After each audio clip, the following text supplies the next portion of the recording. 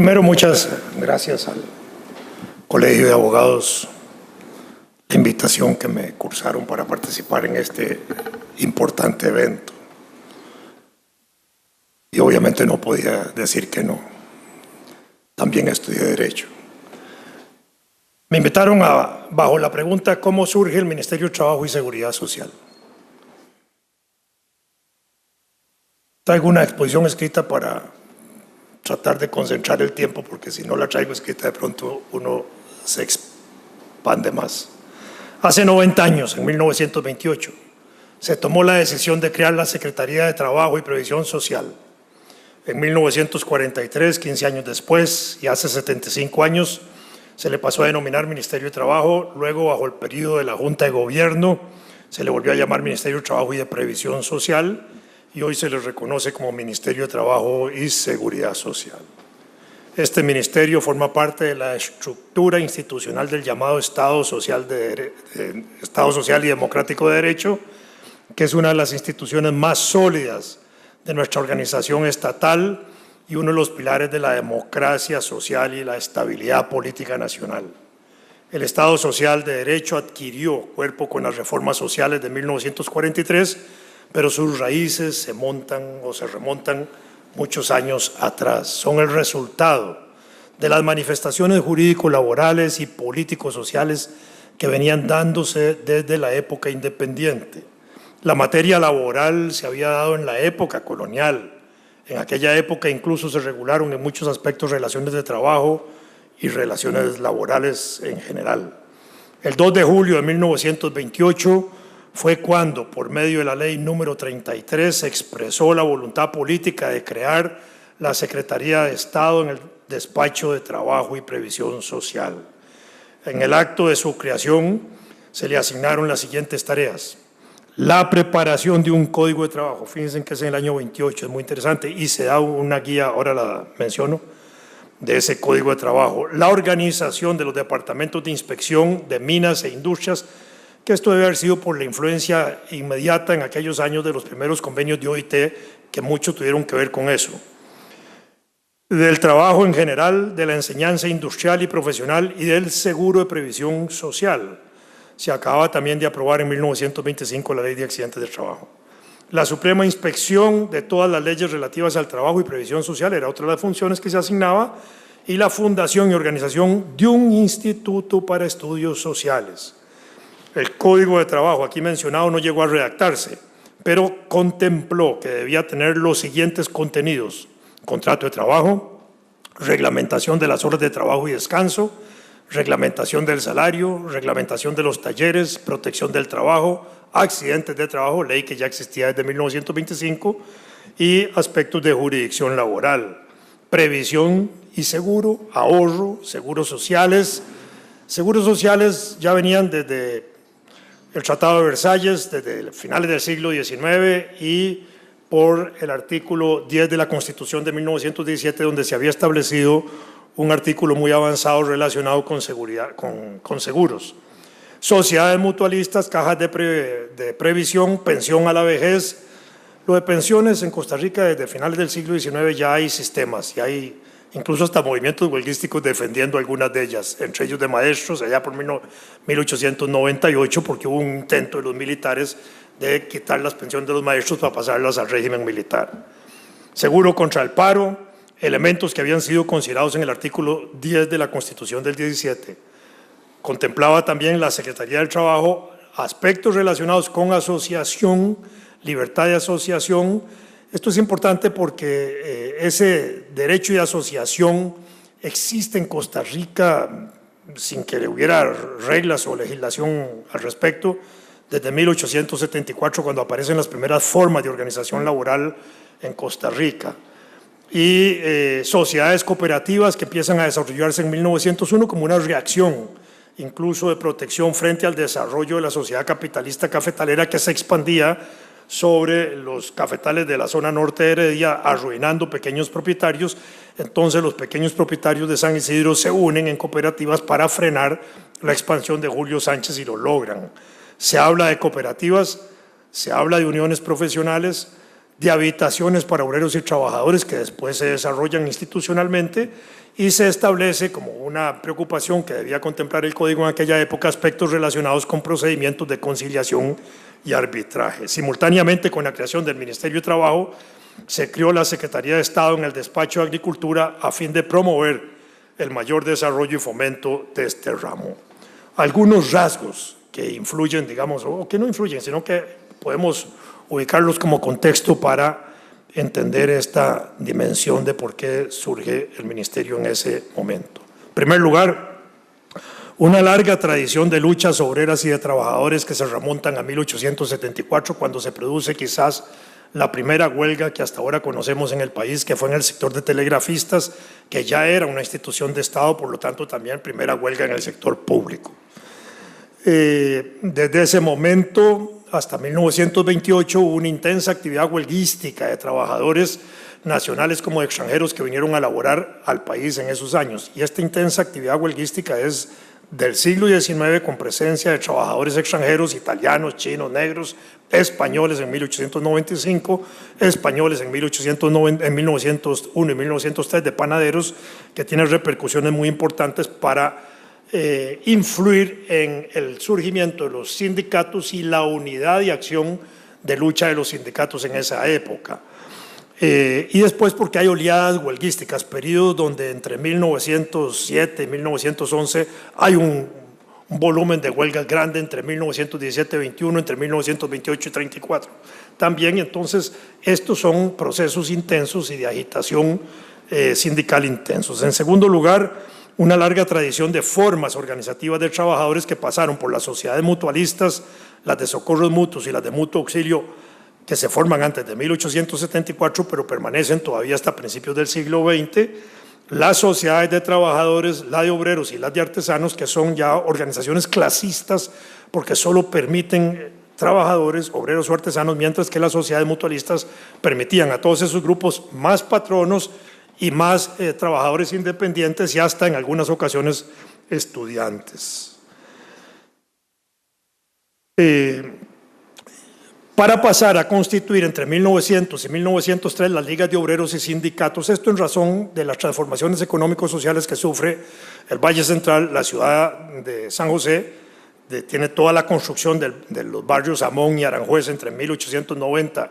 y 1910, la construcción de grandes edificios, un desarrollo industrial que aparece en esa época, fábricas de gaseosas, fábricas de jabones, textileras, imprentas, el Teatro Nacional con electricidad incluida en 1897, teníamos electricidad desde 1884, San José iluminada desde 1884 con 25 farolillos, siendo la tercera ciudad iluminada del mundo después de París y Nueva York. En fin, había una transformación importante, dinámica de la economía nacional, y eso conduce a que se cambian los viejos talleres artesanales por pequeñas y medianas empresas, y al cambiar esto hace surgir ligas obreras y sindicatos y hace desaparecer las otras sociedades de artesanos y eso. A partir de 1905 y desde ese punto de vista, sindicatos tal y como ahora existen desde 1901, con esa misma estructura. A partir de 1905, la primera Federación de Trabajadores de San José. Entre 1905 y 1910 se desarrollan federaciones provinciales y en 1913 surge la Confederación General de Trabajadores de carácter nacional, la primera que hay en ese momento, y mantiene ese carácter de única central sindical nacional, unitaria y única en todo el país hasta 1943, cambiando denominaciones. La Confederación General de Trabajadores de 1913 al 23, Confederación Obrera Nacional del 23 al 28, Unión General de Trabajadores del 28 al 38, ya en ese periodo dirigida por los comunistas, en el 38 separan la parte sindical y campesina, los vuelven a unir en el año 42 bajo el Comité Nacional Sindical de Enlace, que se transforma en el año 43 bajo el concepto de Confederación de Trabajadores de Costa Rica, que es el pilar también de la alianza estratégica entre el gobierno, la Iglesia y el Partido Comunista para la aprobación de las garantías sociales y el Código de Trabajo. El tercer lugar, desde 1913 en adelante, con algunas pocas excepciones, se empezó a celebrar el 1 de mayo como Día Internacional de los Trabajadores. De esa época hasta hoy, solo en 8 ocasiones, me parece, no se celebró por razones muy específicas.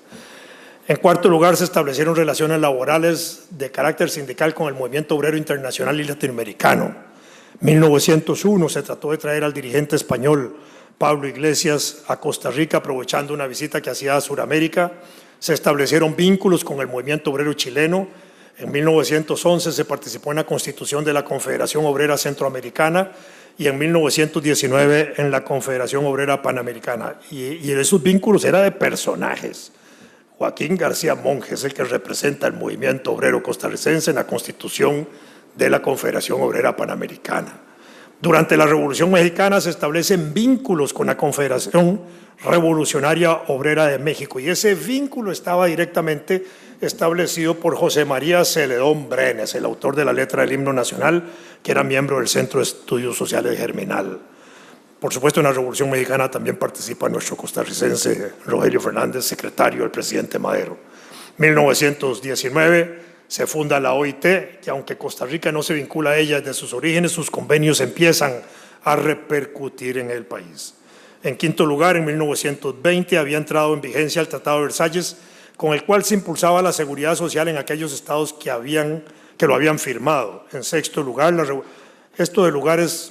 es indistinto, no es un problema de prioridad de categoría, los menciono nada más uno o tres porque no hay manera de ponerlos a hablar de todos juntos a la vez.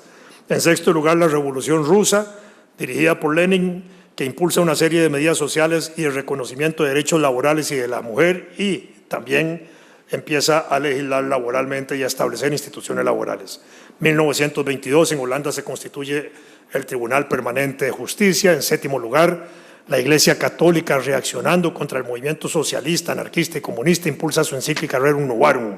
como respuesta a los problemas sociales, encíclica que repercute a nivel mundial, dando origen a la llamada doctrina social de la Iglesia, que el obispo Bernardo Augusto Til, aquí en Costa Rica, divulga en el país bajo una carta pastoral de él, la número 30, del justo salario de los obreros, campesinos y desposeídos de bienes de fortuna,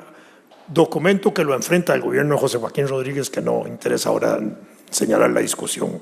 originando de ese modo las raíces social cristianas costarricenses.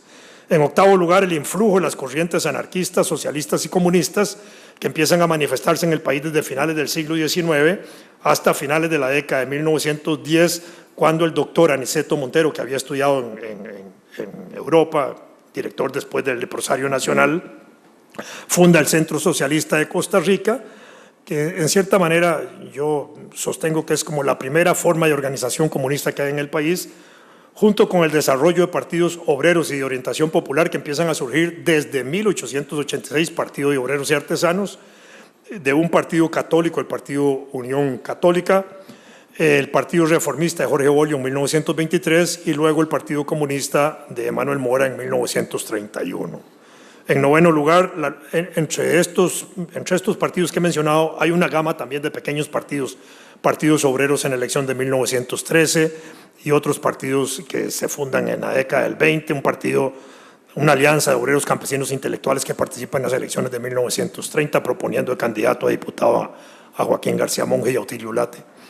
En noveno lugar, la lucha por la representación parlamentaria obrera, sobre la consideración de que con diputados obreros o trabajadores se podían mejorar las condiciones sociales, laborales y políticas del país. Y también partían de la idea de que teniendo diputados en la Asamblea Legislativa, sindicales u obreros, ahí se podía transformar el país. Eso no es cierto. Ningún diputado obrero, ni un grupo de diputados de izquierda, nada, desde la Asamblea pueden transformar el país. El país solo se puede transformar tomando el poder político, si es el camino. Pero desde la Asamblea habría que tener una mayoría total de la Asamblea para poder hacer cosas de esa naturaleza y crear una especie de dualidad de poderes como hubo entre enero y julio de 1917 en Rusia. Al finales del siglo XIX, 2 diputados fueron electos, Faustino Montes de Oca y Víctor Golcher.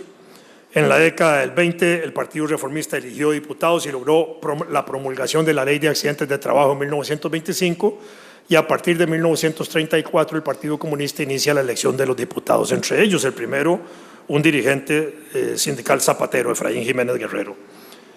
Ahora voy a hacer algunas menciones de esos diputados, pero no menciono los dirigentes políticos, sino aquellos que fueron por su vinculación dirigentes obreros o sindicales. no porque estoy omitiendo a Manuel Mora o a otros, sino porque ellos no eran dirigentes sindicales, eran dirigentes políticos. En 10º lugar, el periodo comprendido entre 1870 y 1948 fue dominado sustancialmente por el movimiento liberal, desentendido de los problemas sociales, pero no del desarrollo del Estado y de su modernización. Ese es justamente el movimiento liberal el que provoca la revolución institucional y estatal del país desde finales del siglo XIX en adelante. En 10º lugar, importantes luchas de solidaridad internacional, políticas y laborales hacia los trabajadores costarricenses se producen, tanto de trabajadores extranjeros hacia nosotros como desde aquí con el movimiento obrero internacional, que también hay marchas y solidaridades importantes que se llevan a cabo. En 12º lugar, desde 1901 hasta 1936, se dan importantes luchas antiimperialistas en Costa Rica y empiezan a brotar en la década del 20 y del 30 las luchas antifascistas y nazistas, antinazis. Esas luchas antiimperialistas, incluso en ese primer periodo, son dirigidas por sectores de la oligarquía nacional. El primero que empieza con esas luchas en 1901 es Ernesto Romoser, nada menos, el abuelo de los dueños de la nación. En 1906 a 1910, Ricardo Jiménez, abogado, diputado, da las luchas antiimperialistas en la Asamblea Legislativa contra los contratos bananeros y habla del imperialismo absorbente que nos carcome.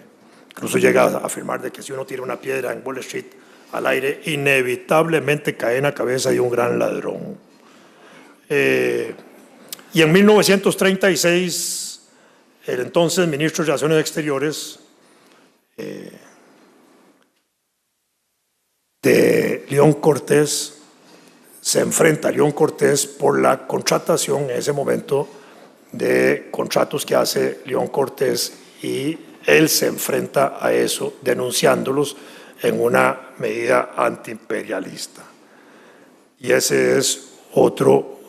gran, importante oligarca del país que da origen a la familia Jiménez de la Guardia, y a los Jiménez Borbón y a todos los que siguen ahí del periódico La Nación. Esos eran elementos muy importantes en la Costa Rica de aquella época, porque después de eso, en la década del 20, se incorporan a las luchas antiimperialistas sectores populares y sectores políticos, y adquieren otras dimensiones esas luchas antiimperialistas. En 13º lugar, la prensa divulga las luchas obreras europeas e internacionales, donde se conoce que en 1921 en Chile se aprueba la legislación del seguro obrero y accidentes de trabajo, que en 1922 los mineros costarricenses demandan mejoras salariales, que en Francia se establece el impuesto sobre la renta, que en Italia se promulga la Carta del Trabajo, que en Inglaterra se limitaba el derecho de huelga, que en 1923 se aprueba en Francia la ley del descanso dominical y la ley de seguros sociales, al tiempo que en Inglaterra se da la concesión efectiva del voto femenino. En 14º lugar, en el siglo XIX costarricense se legisló en materia laboral y social sin que hubiera una conciencia ni una institucionalidad que atendiera la especificidad. Se entendía la relación laboral como una relación civil entre partes, donde por los principios del derecho civil se consideraban iguales las partes, el trabajador como el patrono. El Código Civil era el que regulaba la relación trabajo y usaba términos como amo y criado. Incluso desde el Código General de Carrillo se establece una relación ya laboral reconocida en este sentido, y se habla del alquiler del trabajo. La propia sociedad capitalista desarrolló conceptos que jurídicamente hicieron entender cómo se avanzaba en el derecho civil, que no todas las personas ni todos los actores productivos eran iguales, y que no siendo iguales había que proteger o tutelar a los más débiles. Así empezó a desarrollarse el derecho del trabajo como un derecho de protección y de tutela. No tuvo ese carácter tan marcado la legislación laboral del siglo XIX costarricense. Incluso era una legislación muy particular. Se lograban leyes de manera muy específica para los sectores que las peleaban. No tenían ese carácter general que hoy tienen las leyes. Fue por presión de los trabajadores y de intelectuales de pensamiento social que fue introduciéndose esta perspectiva en el siglo XX costarricense. La legislación laboral y social dispersa existente en el siglo XIX tendió a organizarse y a compactarse en el siglo XX, y la tendencia a legislar, particularmente para resolver casos, empezó a desplazarse a legislación general. En la misma colonia costarricense hubo normas y leyes que regularon aspectos del trabajo y de las relaciones ocupacionales que atendieron asuntos de jornadas, salarios o pagos que debían ser justos y suficientes, con salarios mínimos en la época de la colonia y prohibiendo el salario en especie, y se regularon accidentes de trabajo, días feriados, el servicio de indios, el abuso de los encomenderos, el repartimiento de indios, y se estableció criterios sobre trabajos prohibidos, trabajos de menores, considerando menores aquellos que eran menores de 16 años, y de mujeres. Estamos hablando de la colonia. Con la independencia, muchas regulaciones de este tipo fueron eliminadas por el avance y desarrollo de la actividad cafetalera, como fue el caso de la eliminación de la prohibición del trabajo de menores de 16 años para integrarlo al trabajo de los cafetales. Este es el proceso, ya el proceso independiente, que obligan a trabajar a la gente. Poco tiempo después, el 17 de abril de 1824, lo más grande fue la declaración de la abolición del trabajo esclavo y la declaración de libertad de estos, con el desarrollo de la organización estatal, que se empezó a legislar en los siguientes rubros: regulación en días feriados, recargo de funciones, retiros laborales, seguros de desempleo, abolición de privilegios eclesiásticos, sueldos mínimos. 1834 se hizo la primera tarifa de sueldo para empleados estatales y se prohibió el embargo de salarios. Se establecía el establecimiento de regímenes jubilatorios, se estableció la prohibición de trabajo nocturno en determinados oficios, el derecho de despido se regula, así como el de mujeres, así como el trabajo con derecho a comida, la prohibición de trabajo bajo la lluvia.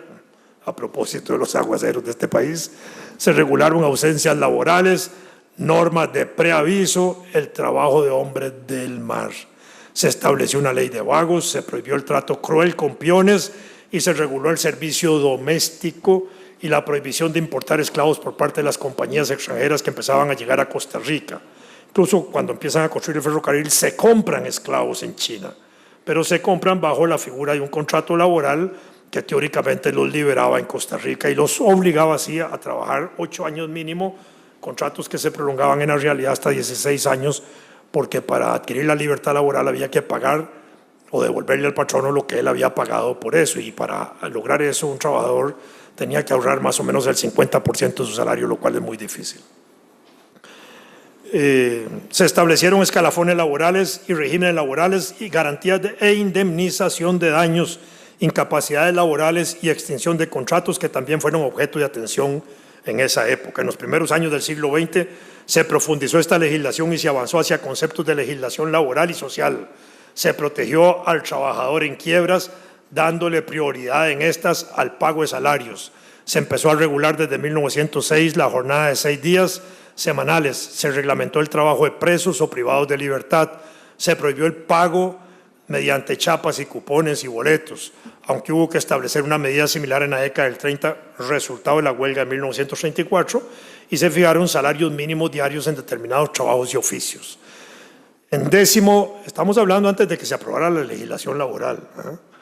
En 15º lugar, bajo el periodo de Tinoco, con la Constitución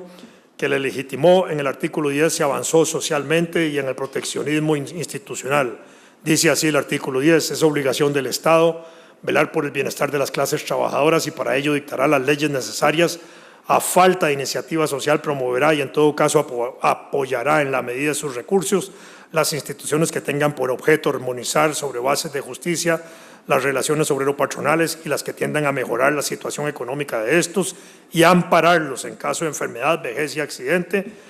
paro de trabajo u otras circunstancias de desgracia independiente de su voluntad. Este es el antecedente constitucional de la gran reforma social de la administración de Calderón Guardia, aunque la Constitución del 17 se anuló, digámoslo, totalmente. Y se desconoció toda la legislación del periodo de Tinoco desde el punto de vista legal. En 1920, como resultado de un agitado año de luchas sociales, se estableció la jornada máxima de 8 horas. Digo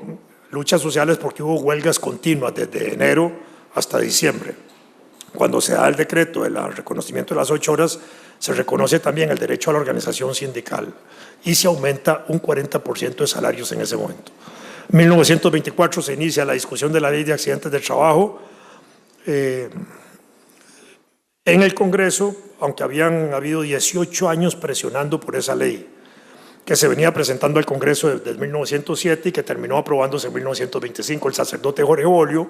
uno de sus propulsores en 1924, la calificó como una ley socialista y él mismo hablaba de socialismo de Estado, señalando el papel interventor de la autoridad pública en esta regulación laboral. En ese momento, hasta 1928, Jorge Bolio mantenía posesiones de esa naturaleza, incluso defensor de la Rusia soviética después de la Unión Soviética, y hasta trata de exigirle al gobierno de la República, 1928, que restablezca relaciones diplomáticas con la Rusia soviética, que había sido suspendidas en el año 17. En la década del 20 también hubo una serie de medidas y leyes en materia de salud pública y de higienización que contribuyeron a mejorar la calidad de vida de los costarricenses. En materia de salud e higienización, desde el siglo XIX se desarrollan hospitales, procesos de letrinización de aguas, etc. En 1927, por ley del 4 de junio, se creó con carácter permanente la Secretaría de Estado en el Despacho de Salubridad y Protección Social, la que asumió, además de las funciones propias que le asignaron las correspondientes a la Subsecretaría de Higiene y Salud Pública, a la Beneficencia Pública y a la Higienidad Local. Esto porque, digamos, en el Estado social pues hay que contemplar también esos otros aspectos. Los grupos socialistas que se habían desarrollado hasta 1928 fueron los que más contribuyeron a gestar la conciencia hacia la creación de la Secretaría de Trabajo. El Partido Socialista de Costa Rica, dirigido por el doctor Aniceto Montero, y desde la columna periodística que se escribía bajo el nombre de un seudónimo de Poter, preocupados por la crisis y la desocupación, proponen impulsar mínimamente la siguiente legislación obrera. Menciono un resumen de eso. Contrato de trabajo y empleo, reglamento sobre las libretas de trabajo a carta de identidad, reglamento de pago de salarios a obreros, empleados y peones agrarios, reglamentación de la forma de medir el trabajo, reglamentos de talleres y fábricas, ley de horas de trabajo y reposo dominical, inspección de trabajo y oficina central de trabajo, leyes creando estas instituciones, protección del trabajo sobre los niños empleados, tutela sanitaria de los niños, ley sobre los servicios médicos del trabajo, sobre la protección laboral de las mujeres, sobre el reposo dominical, ley de reposo con goce de sueldo para todo trabajador, reglamento de inspección de los establecimientos peligrosos, insalubres e incómodos, sobre seguridad y salud de los obreros, reglamentación especial para cada industria, accidentes de trabajo, revisión de la actual ley, que es copia de la española de 1900, y extensión de los beneficios a todo trabajador, ya que la ley de accidentes de 1925 quedaron excluidos los trabajadores del campo. Esa fue una ley que empezaron a luchar los campesinos, pero al final la aprueban solo protegiendo a los trabajadores urbanos. Pensiones de vejez, previsión, mutualistas, seguros de vejez contra la falta de trabajo, las enfermedades y la invalidez, ley de seguros de previsión de enfermedades y la invalidez, pensiones de vejez y retiro del trabajo, ley sobre sociedades mutualistas y cooperativas pobres, ley sobre el Fondo Nacional de Crisis, seguros contra la falta involuntaria de trabajo, ley de contrato colectivo de trabajo y colocación pública de trabajadores. Asociación, en materia de asociación se proponían en esos días ley sobre asociación de trabajadores, sindicatos, federaciones, gremios, esto ya existía en la realidad, que llamaban ligas de resistencia. Jurisdicción y conciliación, ley de consenso de arbitraje y comisiones paritarias, así lo llamaron. Instituciones culturales que se impulsaban, Casa del Pueblo, Universidad Obrera, Confederación General de Trabajadores, habitaciones obreras, leyes sobre barrios y construcciones obreras. Algunas de estas se hacen en la administración de Calderón Guardia, la Ciudadela Calderón Muñoz, la Ciudadela aquí de Zapote, fueron resultado de esas políticas de habitaciones obreras de aquella época. Instituciones económicas, ley creadora del Banco del Trabajo, antecedente del Banco Popular y nadie lo menciona. Idea desarrollada antes que Keynes en 1938 y de José Joaquín Trejos y don José Figueres en 1929-70, cuando se creó el Banco Popular. Así en 1928, por ley 33 de julio, del 2 de julio, se produjo el acontecimiento importante en materia de derecho social al crearse la Secretaría de Trabajo y Previsión Social. Antes de la creación de la Secretaría de Trabajo, los asuntos laborales los atendía la Secretaría de Gobernación. A petición del presidente de la República, don Cleto González Víquez, el señor Max Cover preparó un proyecto para la creación de una caja para la atención de las emergencias médicas de los trabajadores que se financiaría con contribuciones de patrones y obreros, así como la creación del Ministerio de Trabajo. La concepción estructural propuesta que plantearon en nuestro medio fue la de un verdadero seguro social. La iniciativa en el Congreso de la República para crear la Secretaría del Trabajo la tuvo el diputado ex candidato a la presidencia, Carlos María Jiménez Ortiz, hermano del otro Jiménez Ortiz que les mencioné, de tipo antiimperialista, de las luchas antiimperialistas. La motivación de la misma fue publicada en la Gaceta el 15 de mayo de 1928, donde se recogen parte de las ideas discutidas en el país por los diversos actores respecto a la necesidad de avanzar hacia esta institucionalidad y la de la legislación social y laboral que se venía demandando. También hubo voces en contra de esta legislación y de esta nueva institucionalidad. La comisión que estuvo a cargo de su estudio fue integrada por los diputados Bernardo Benavides Zumbado, Rogelio Chacón e Ismael Valerio Zumbado. La creación de la Secretaría del Trabajo fue una medida previsoria frente a la crisis económica que se veía venir, ordenante y regulatoria a las normas laborales existentes. Con la creación de la Secretaría del Trabajo se aumentó la función reguladora del Estado en la vida de los trabajadores especialmente organizados. El Estado consolidó su papel de árbitro sobre la clase trabajadora y obrera. El problema del desempleo durante el periodo de la gestación del Ministerio, 1928-34, todavía el desempleo llegó a adquirir casi el orden del 11%,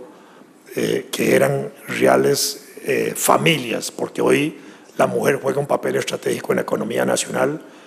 700,000 mujeres casi trabajando hoy, de las cuales la mitad son cabeza de familia, que son las que mantienen hogares aun cuando tienen esposo o compañero, y de esas 350,000 mujeres que son cabeza de hogar, hay 220,000 más o menos los desempleados nacionales hoy, de manera que el desempleado no es un factor de lucha social callejera más activo, porque hay una madre, una abuela, una esposa, una hermana y una hija, o todas ellas contribuyendo al sostenimiento de carácter familiar de sus desempleados. Pero en aquella época el 11% de los desempleados produce manifestaciones de desempleados, organización de sindicatos de desempleados que participaban todo el día en la calle. El problema del desempleo durante el periodo de la gestación es más grave porque es el más grave, por lo que el Estado impulsa la creación de la Escuela de Artes y Oficios y la Escuela de Ganadería con la finalidad de preparar a la gente para la crisis anunciada. La Escuela de Ganadería después fue la base de la Escuela de Agronomía de la Universidad de Costa Rica cuando se funda la universidad. La economía política dominante hasta este momento se mejoró con la economía política social que estas leyes y el ministerio representaban. Por otra parte, hasta 1943 el movimiento sindical se había mantenido bastante homogéneo y orgánicamente unido. Una sola central sindical para todo el país, independientemente de quienes la dirigieran, si anarquistas, socialistas, bolistas de Jorge Bolio o comunistas después de 1931. En estos días de la creación de la Secretaría del Trabajo también se constituían cámaras de comerciantes y empresarios, dándose así las bases de la integración de representantes en el Ministerio de Sindicatos y Empresarios, como se expresan hoy en el Consejo Superior del Trabajo. Incluso durante la administración de Calderón Guardia, una gran cantidad enorme de corporaciones profesionales, colegios se constituyen. No así el Colegio de Abogados, que viene desde 1852 en su primera forma y después en 1882 en la forma actual, como el protomedicato de médicos también de aquella época. El sector cooperativo empezó a evolucionar en el país cuando en 1901 los campesinos y productores agrarios de San Isidro de Heredia se organizaron para detener la expansión de los grandes cafetaleros de la región, surgiendo así la primera organización cooperativa de pequeños empresarios y el cooperativismo de producción, que es la esencia de las actividades cooperativas. En los siguientes 20 años fue dominante. Luego empezaron a aparecer, a partir de 1920, otras formas de organización cooperativa de vivienda, de servicios y de otro tipo. Las reformas bancarias de 1936 fortalecieron esta tendencia cooperativa con el Departamento de Cooperativas que se crea en el Banco Nacional, cuando se surge el banco. Y desde entonces igualmente constituye uno de los pilares más importantes de la economía nacional, de la economía social y hoy también del propio Ministerio de Trabajo, al que se le han agregado las nuevas formas de organización social como son las organizaciones solidaristas. Aquella ley de 1928 es el antecedente inmediato desde el punto de vista jurídico del decreto número 5 del 12 de mayo de 1942 que impulsó el Código del Trabajo y que surgió en 1943, gemelo con la incorporación del capítulo Garantías Sociales en la Constitución de 1871, que entró en vigencia el 15 de septiembre de 1943, fecha que se le llamó en ese momento fecha de la segunda independencia de Costa Rica, motivo por el cual estas actividades conmemorativas fueron la creación del propio Ministerio de Trabajo, que se prolongaron desde julio hasta septiembre, las fechas de conmemoración. Respecto al Código de Trabajo, por recordar en este acto, el decreto número 5 del 12 de mayo del 42, se creó también la comisión redactora, que fue integrada por el secretario de los Despachos de Trabajo y Previsión Social y por los siguientes miembros: Alberto Durán Roche, doctor Guillermo Padilla, mi profesor de Derecho Penal en su último curso, licenciado Héctor Beche Luján, licenciado Oscar Barahona Strever. En un momento Oscar Barahona había sido comunista. Cuando está participando ya de este proceso había prácticamente roto con su militancia comunista. Eugenio Jiménez Sancho y Máximo Quesada Picado. Digo lo de Barahona Strever porque alrededor de él había una discusión a veces álgida y a veces muy tenue en torno a su papel en eso. Tuvo un papel importante en esa legislación social y laboral, como la tuvo en Guatemala en la década del 40. Tenía esta comisión la obligación de sistematizar las leyes existentes y dispersas y regular los diversos aspectos de la relación trabajo. El 12 de abril del año 43, el doctor Calderón Guardia envió al Congreso el proyecto de Código de Trabajo. En el Congreso la conoció una comisión especial que rindió dictamen favorable por unanimidad. Esta comisión estaba integrada por los diputados José Albertacia Bendaño, Francisco Fonseca Chamier, el diputado Jiménez, Rodrigo Sánchez y el diputado Manuel Monge. Con la reforma social del 43, con sus garantías sociales y el Código de Trabajo, y con la reforma del artículo 29, que se aprueba en el mismo acto de la Constitución del 71, que es el equivalente al artículo 45 actual de la Constitución, se regula la función social de la propiedad. Y se levanta así el edificio de la Costa Rica moderna, del actual Estado social y democrático de derecho que hoy vivimos. Junto a la tradición social de los trabajadores, sus luchas y sus reivindicaciones, sus organizaciones políticas que contribuyeron a obtener parte de esta legislación, sus partidos obreros históricos, los grandes líderes nacionales que también apoyaron con sus luchas el avance de esta institucionalidad, como lo fueron, por mencionar solo algunos, Félix Arcadio Montero, Aniceto Montero, Jorge Bolio, Alfredo González Flores, los grandes caudillos culturales de la época, Omar Dengo, Joaquín García Monge, José María Celedón Brenes, Carmen Lira, Julio Padilla o Manuel Mora Valverde, por citar los más destacados, junto con el doctor Rafael Ángel Calderón Guardia, presidente al momento de la promulgación de esta reforma social, junto con el obispo Monseñor Sanabria, que había asumido el arzobispado en 1939. Desde el obispo Til, finales del siglo XIX, que se había empezado a pronunciar con su carta pastoral número 30, siguiendo la encíclica Rerum Novarum sobre los problemas sociales, la cuestión del salario y la organización de los trabajadores, enfrentándose entonces al gobierno José Joaquín Rodríguez y dando inicio a una larga tradición de compromiso social de la Iglesia Católica costarricense, no solo por medio de sus líderes oficiales, los dirigentes de la Iglesia, sino también por las instituciones creadas y por el papel que históricamente asumen, porque la Iglesia impulsa algunas actividades que se desprenden especialmente de la encíclica 40º año de la década del 30. Hermandades de Trabajo, Acción Católica, Juventud Obrera Católica, Juventud Estudiantil Católica y otras formas que tendieron a organizar en ese sentido, además de que en esa época se da el Código Social de Malinas en Europa, que era muy importante, que era como el núcleo central de las preocupaciones sociales de la Iglesia Católica. Como resultado de la encíclica 40º año se impulsan entonces ese tipo de organizaciones en ese momento para enfrentar la influencia comunista que ya había en diversos sectores sociales y para desarrollar un magisterio político-religioso de doctrina social que estaba enriquecido por el Código Social de Malinas que les acabo de mencionar. La llegada de Víctor Manuel Sanabria Martínez a la jefatura eclesiástica durante el periodo de la Segunda Guerra Mundial contribuyó por su inteligencia y habilidad política el facilitar la promulgación de las reformas sociales y el Código de Trabajo e impulsó por su propia acción sindical el cooperativismo. Incluso prepara a 2 sacerdotes, Benjamín Núñez en el campo sindical y su hermano Santiago en el campo cooperativo, y desarrollan con fuerza esos 2 campos desde el punto de vista eclesiástico con sello cristiano, digámoslo de esa manera. La reforma social del 43 también hizo surgir la jurisdicción laboral del Poder Judicial hasta entonces. La otra pata de este banco es la creación de la Organización Internacional del Trabajo, que tanta influencia tiene en el mundo y ha tenido en la región centroamericana y del Caribe y también en Costa Rica, con sus políticas legislativas expresadas en los convenios de trabajo, más de 190 convenios, de los cuales Costa Rica apenas ha logrado aprobar apenas un poquillo más de 50, quedando a saldo aún importantes convenios laborales que podrían enriquecer y mejorar la democracia costarricense. En este acto conmemorativo del 90 aniversario de la creación del Ministerio de Trabajo, también exaltamos el 75 aniversario de la promulgación del capítulo constitucional de las garantías sociales, que fue un poquito desarrollado en la Constitución del 49, el 75 aniversario del Código de Trabajo y la jurisdicción laboral de la Corte Suprema de Justicia, así como el 50 aniversario del establecimiento de la OIT en Costa Rica. Todos estos elementos conjugados como una clave para comprender la Costa Rica actual. La existencia del Ministerio de Trabajo desde aquella época hasta hoy marca la Costa Rica moderna del siglo XX. Forma parte de las raíces del Estado Social de Derecho que disfrutamos los costarricenses y señala los derroteros de una Costa Rica más próspera, más justa y más democrática. Con la aprobación de las garantías sociales, el Ministerio amplió su radio de acción, convirtiéndose en el rector del sector social de los gobiernos y atendiendo ya no solo a asuntos relacionados con el mundo del trabajo, sino también atendiendo asuntos relacionados con la familia, la educación obrera y laboral.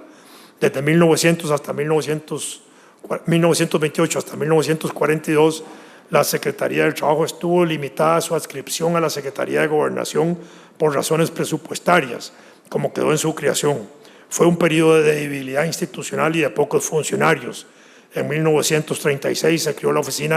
Oficialía Mayor del Ministerio, que se conocía como Oficina Técnica de Trabajo. Fue a partir de 1942, bajo la administración de Calderón Guardia, que el Ministerio inició su proceso de consolidación independiente, sobre todo porque el Código de Trabajo aprobado en el 43 le estableció en su título 9 sus atribuciones y funciones. Más tarde,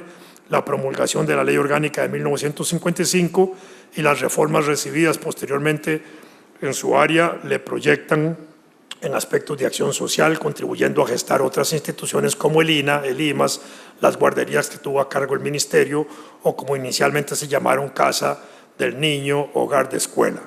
El Ministerio hoy es la clave en la vida institucional del país, en las diferentes relaciones obrero-patronales, desempeña un papel estratégico, es el blanco de las denuncias internacionales contra el Estado costarricense acusado de violación de derechos laborales en el país y al que le toca sortear estas situaciones. Tiene un personal pulido con los años, de más de 600 trabajadores, todos de largo tiempo trabajar para la institución, lo que le produce uno de sus insumos más ricos por la experiencia acumulada en la función pública, en los campos de la Inspección del Trabajo, en la Dirección Nacional de Seguridad Social, en la Dirección de Asuntos Laborales, en la Dirección de Asuntos Jurídicos, en la Dirección General Administrativa, en la Dirección General de Planificación del Trabajo, en la Dirección Nacional de Empleo, en la Dirección de Desarrollo Social y Asignaciones Familiares, en la Dirección Nacional de Pensiones, en el Consejo de Salud Ocupacional, en el Consejo Nacional de Salarios, en la Secretaría del Sector Trabajo de Seguridad Social o en el Consejo Superior de Trabajo y el Programa Nacional de Apoyo a la Micro y Pequeña Empresa. Fíjense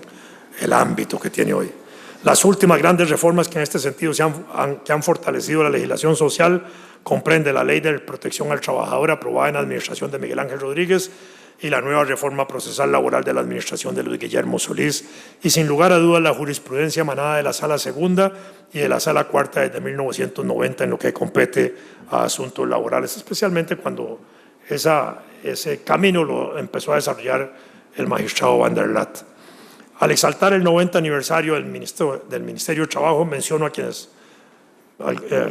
algunos de los ministros que han jugado un papel importante allí. Los primeros, Brenes Gutiérrez, Isaac Zúñiga Montúfar, Benjamín Núñez. No voy a leer toda la lista para no agotarlos con el tiempo, que ya creo que se me está agotando. Con todos ellos, en todos estos años, el Ministerio de Trabajo y Seguridad Social ha sido mediador en la solución de los diferentes tipos de conflictos laborales, ha enfrentado huelgas de trabajadores prácticamente de todos los actores, bananeros, profesionales médicos, de trabajadores textiles, de educadores, de trabajadores universitarios, y en estos conflictos ha actuado tratando de garantizar el nacimiento de una actitud y una relación conciliatoria de trabajadores, patronos y Estado, de buscar el puente de acceso a una Costa Rica más solidaria, más justa, más equitativa, más próspera, más democrática, con más calidad de vida, porque lo que más importante para los de Costa Rica pues somos los costarricenses. Termino recordando lo que es el Ministerio de Trabajo, la misión. El Ministerio de Trabajo y Seguridad Social, como organización social rectora del sistema de administración del trabajo y del sector trabajo y seguridad social, gestiona el proceso de política pública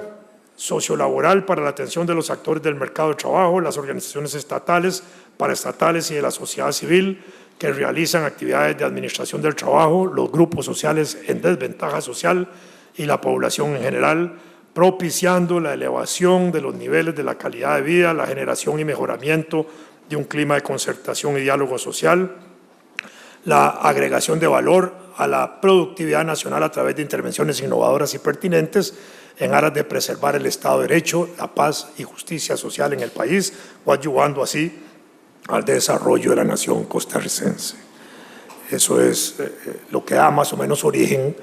al ambiente y el contexto para el surgimiento tanto del Código de Trabajo como del Ministerio de Trabajo hace 90 años.